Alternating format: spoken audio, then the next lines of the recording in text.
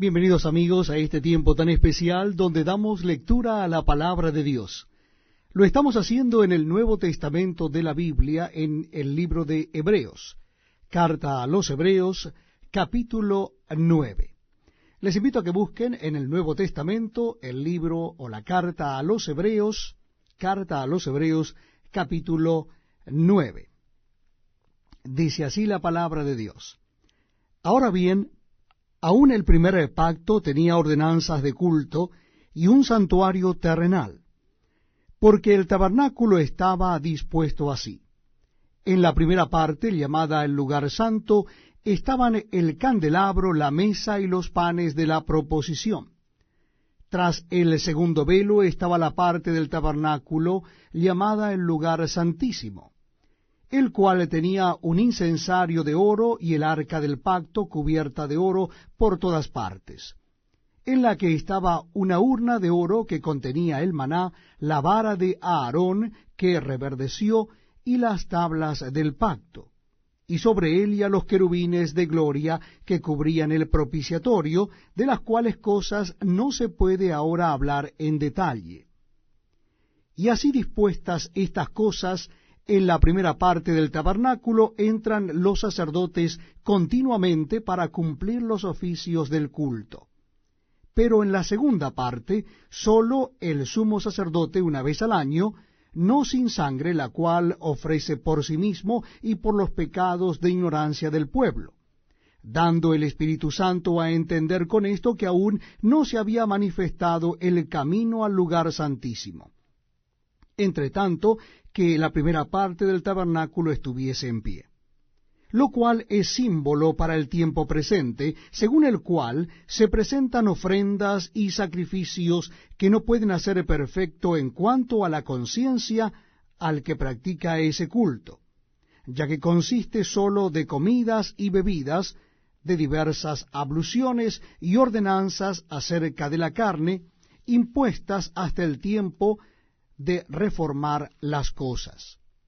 Pero estando ya presente Cristo, sumo sacerdote de los bienes venideros, por el más amplio y más perfecto tabernáculo, no hecho de manos, es decir, no de esta creación, y no por sangre de machos cabríos ni de becerros, sino por su propia sangre, entró una vez para siempre en el lugar santísimo, habiendo obtenido eterna redención.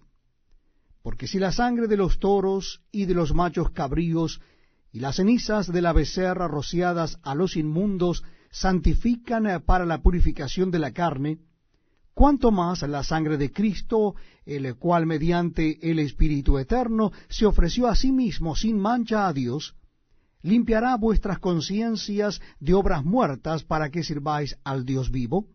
Así que, por eso es mediador de un nuevo pacto, para que interviniendo muerte para la remisión de las transgresiones que había bajo el primer pacto, los llamados reciban la promesa de la herencia eterna. Porque donde hay testamento es necesario que intervenga muerte del testador, porque el testamento con la muerte se confirma, pues no es válido entre tanto que el testador vive, de donde ni aun el primer pacto fue instituido sin sangre.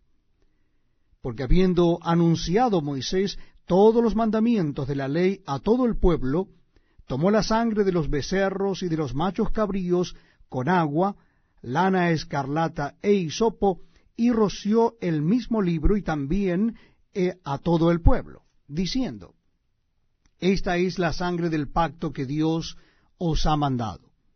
Y además de esto, roció también con la sangre el tabernáculo y todos los vasos del ministerio.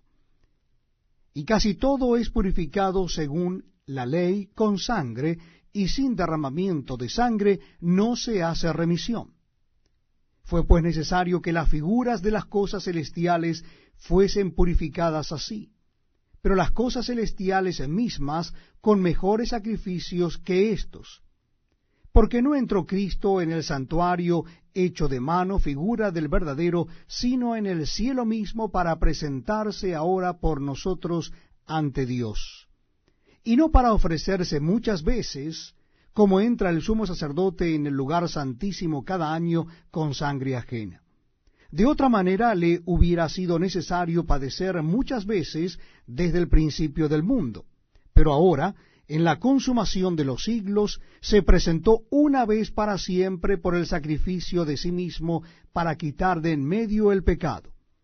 Y de la manera que está establecido para los hombres que mueran una sola vez y después de esto el juicio, así también Cristo fue ofrecido una sola vez para llevar los pecados de muchos, y aparecerá por segunda vez sin relación con el pecado para salvar a los que le esperan.